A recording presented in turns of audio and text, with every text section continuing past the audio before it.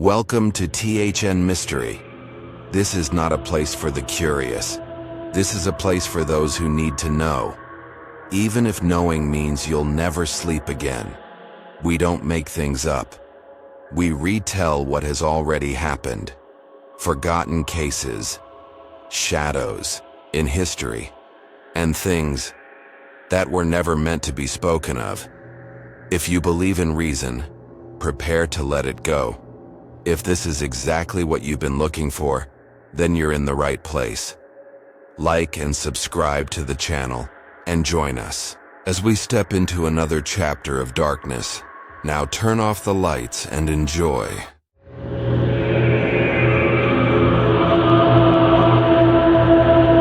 Elisa Lam and the Cecil Hotel, Mystery in the Water.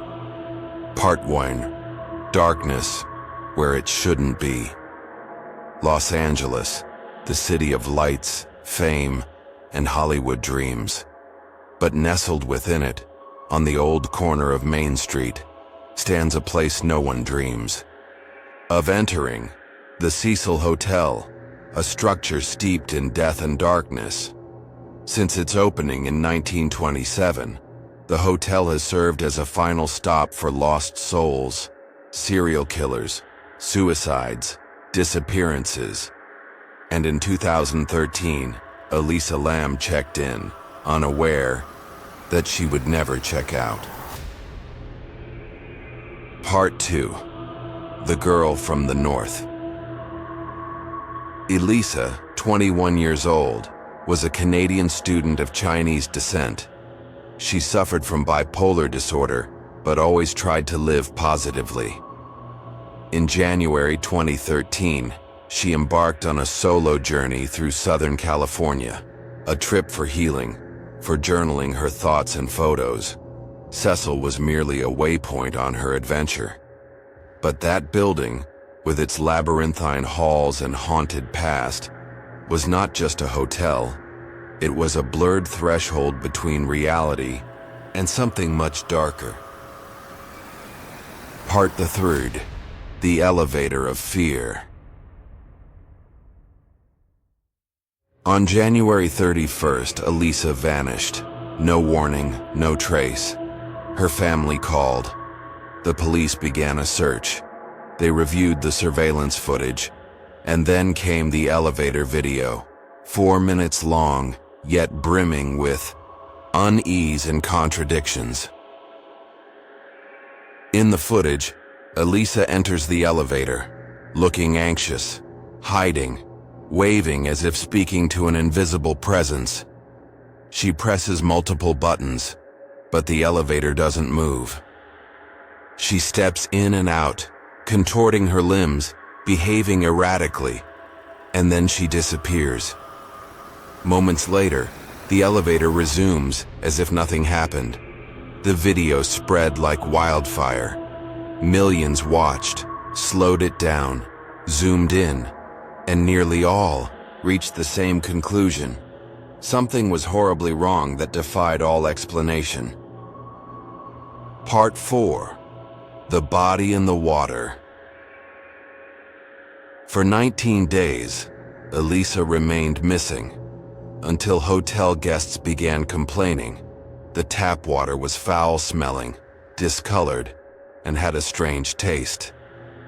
A maintenance worker climbed to the rooftop, an area secured by locks, alarms, and rules, and opened one of 4 water tanks. Inside, floating naked and lifeless, was Elisa Lam. Her clothes and belongings floated nearby. Her eyes remained open, as if staring at something she had seen, something the world was never meant to understand. How did she get there? The roof was locked. The tank was heavy, and there were no ladders inside. No surveillance footage. No signs of foul play. No answers. If it was an accident, why no screams, no splashes, no trace of struggle? Did she enter willingly, or was she pulled in by something unseen? Part 5. Theories that refuse to die. The official autopsy ruled the cause of death as accidental drowning, influenced by her mental illness. But many rejected that conclusion. Some believe she suffered a psychotic episode, climbing into the tank on her own. But how could she lift the lid, navigate the area, and seal herself in? Others suggested a supernatural force, a shadow that had haunted the hotel since its opening, lured or dragged her in. Internet sleuths dissected the footage, claiming parts were edited, seconds cut, and faint figures visible in reflections.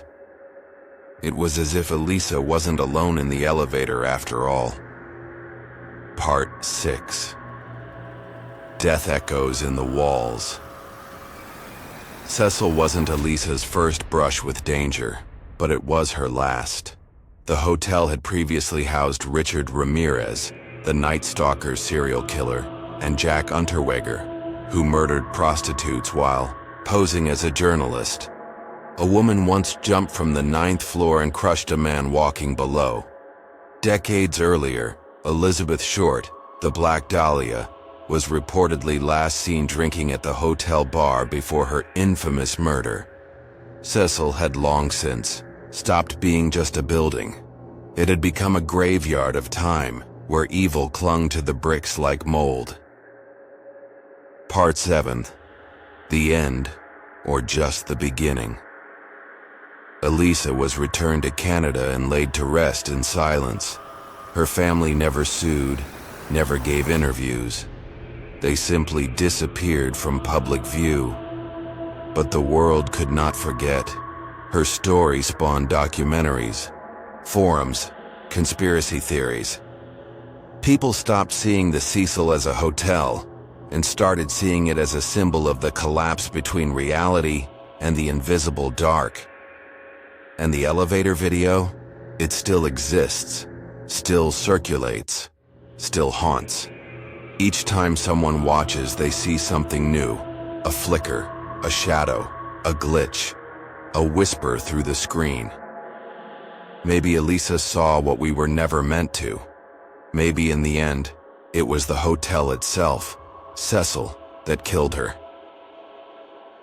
You've just heard a true story, or at least a piece of the truth, but what you just heard might still be happening somewhere out there.